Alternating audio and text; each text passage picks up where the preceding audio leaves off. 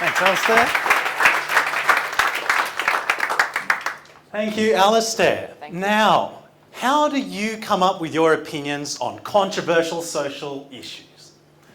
Now, it may be based on your personal experiences, but that's not what I'm here to talk about because I've worked in the media, the mainstream media, and a lot of people's decisions comes from external information today.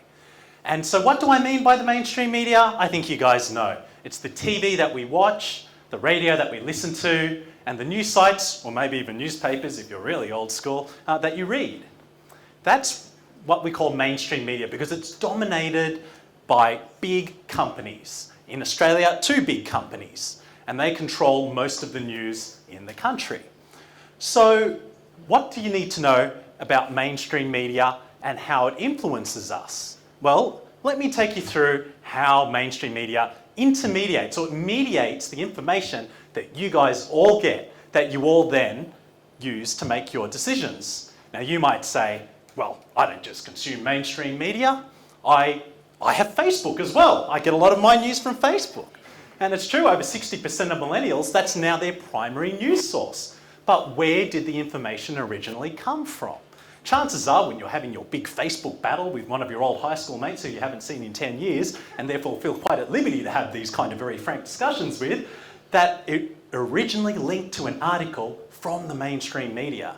And you might say, I talk about these issues with my family and my friends. But they too would also get their information from the mainstream media. Or you may say, hey, I read blogs, right? But they too, even opinion sites, still get a lot of their information from mainstream media. And mainstream media, folks, as Oscar Wilde would say, the rumours of its death have been greatly exaggerated. Let's take Fairfax Media, one of the 2 big companies in Australia. The Sydney Morning Herald, The Age, the Financial Review, for whom I used to work for, 6 million Australians. That's their audience, 6 million Australians. News Corporation, they own the Daily Telegraph, the Herald Sun, and a whole other suite of state and national-based publications. 13 million Australians is their audience. And you know those news bulletins, you know those 6 o'clock news bulletins that no one apparently watches anymore because we're all just reading we're all just reading stuff off the phone? Almost 1 million people every night still watch the Channel 9 6 o'clock bulletin. Okay? And that's just the mainstream media in its traditional formats. A lot of this stuff also now ends up online. So mainstream media, folks, is not only alive and kicking, it is still kicking hard. And a lot of alternative news sites are now moving more into that mainstream space as well. So, how do we decide the news that you get? So there's 3 big decisions that we journalists use to decide what you end up reading, watching, and listening to. First of all, story selection and elevation. We choose the stories that we think are important. Now, of course, there are some events that everyone has to cover. There's a national election, there's perhaps an act of terrorism, a natural disaster. Everyone is going to cover that. But as you all would know, when you look at your news feeds, that's not necessarily all the news that you get. There's also a lot of other stuff. For example, that an athlete has made some comments on his social media account. That's a story, right? According to some media outlets. And other media outlets might say, hey, there's a new report on climate change. Is that a story? They can decide to bury it or they can decide to carry it.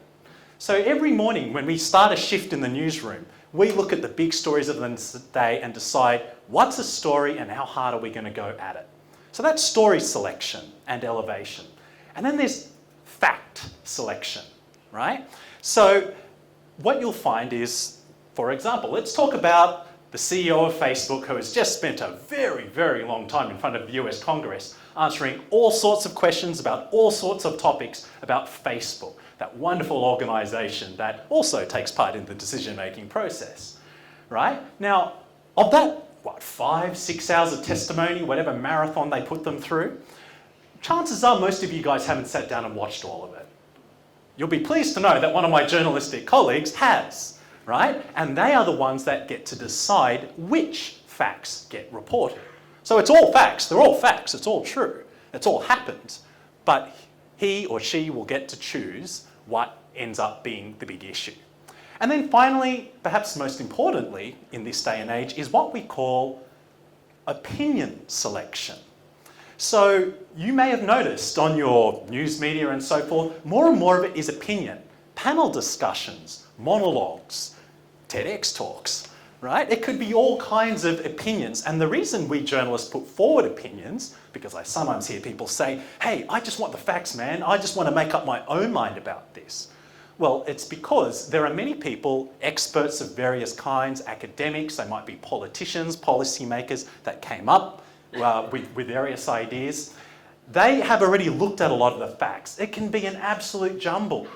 I mean, if you look at the Cambridge Analytica scandal, I wouldn't even know where to begin with interpreting half of it.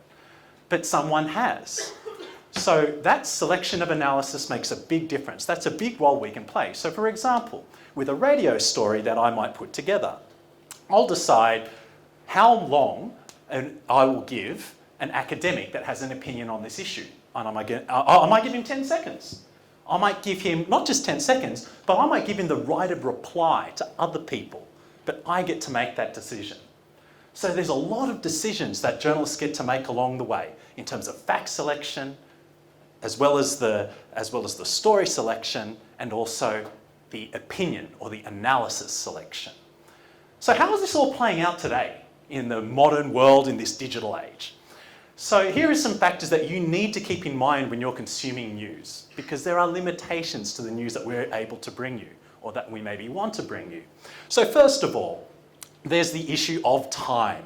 Of course, journalists have always been under time pressure, but the print journalists that used to have to stick to that 5 p.m. deadline and had a whole day to put together their story, well now we have a 24-hour news cycle. And that's, yes, we've had 24-hour news channels, but how many people had cable? But now with the web, everyone needs new content, new news all the time. So there is a constant pressure to get stuff out quick. So how does that influence those selections that I mentioned? So let's say opinion selection. So when we don't have a lot of time, so I might get my story confirmed at 1 o'clock. Kai, that's the story you're doing. By the way, it's going to be ready by 5 o'clock, including at least 2 different opinions, right? So when that happens, I am going to go to the well. I am going to use the opinions that I have used before. I am going to use the opinions my colleagues have used before. I'll just turn, hey Pete, do you know anyone who can talk on this? Yeah, this guy's really good.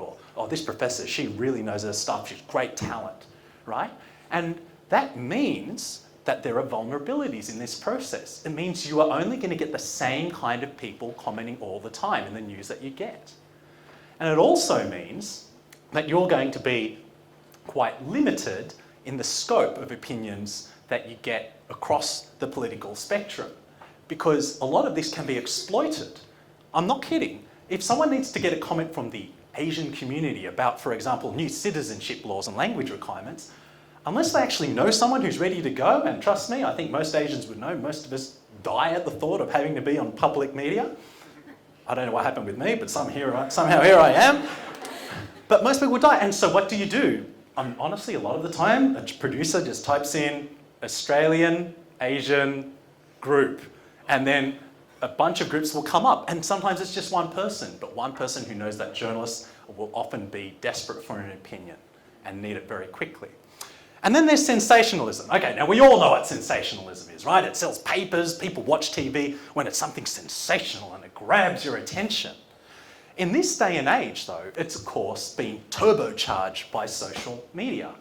So what does sensationalism mean? So for example, remember when I talked about analysis selection, we are going to select the analysis that we think is going to get the most traffic. I remember once at Fairfax, we had a consultant who came in very bluntly, told us, because this is around the time where there's been about 100 redundancies every 6 months, if they love what you write, they're going to share your piece. If they hate what you write, they're going to share your piece. If they don't feel either of those emotions, you're probably going out of business. Now, you might think that this doesn't affect public broadcasters, but they also need to justify how representative they are of the population, so they want to point at big numbers as well. So there is this huge trend towards sensationalism that is continuing in the new age of digital media. And then we come to the journalists themselves, or ourselves. Now, I'm proud to be a journalist. I'm proud to have worked in mainstream journalism. I think that what we do there in some ways is best practice. There are some things For example, that years and years of history and experience and expertise really does come into play, things that bloggers maybe won't do. So, for example, we have become quite skilled at being able to take a lot of that complex information and present it to you in a form that is easily understood. And then you also have the ability to be a professional. There are still many journalists who believe that it is not their role to push an agenda or to take sides, but it is to let you guys make the decisions. However, we are not perfect. Journalism is increasingly becoming activism, and that's for a range of reasons. So, for example, an increasing number of people coming into journalism are millennials. And millennials, social issues matter a lot to them. It's a lot of the people here, right? The difference has been is that the culture has now shifted. So as I said, opinion sells, controversy sells. And because journalism is fighting for its financial life, they now feel they have license to be more activist. So why is this a problem? Well, journalists are not a very representative lot. I'm going to be honest with you. They're not very representative of the people in this room, let alone wider society. So what does that mean? Okay, so I have a friend, and she said, so I'm part of a group called Media Diversity Australia that looks to increase diversity in media, and she said, I'm a white single female in her 30s who lives in the inner west. I am a walking cliche as a journalist. Now that sounds pretty harsh, and we said, look, no.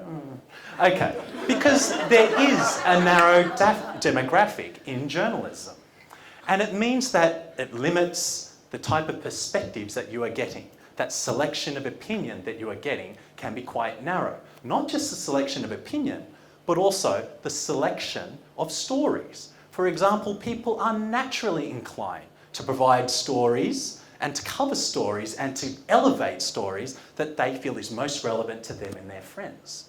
So for example, let's say there's a Coptic church that's been bombed in the Middle East. Now, to someone here in Australia, there is a natural bias. They might feel, well, let me see, not Middle Eastern, not Christian, don't live in the Middle East, so, maybe it doesn't need to be that high. Let's just put it down about 4th or 5th in the bulletin, right?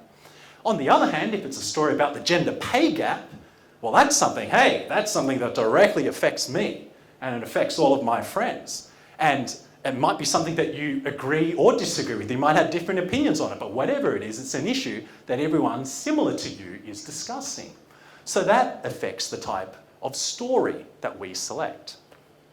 And then there's the issue of fact selection. Let's say there's an act of terror that occurs and the identity of the suspect becomes known. So let's say the suspect is of a Middle Eastern origin.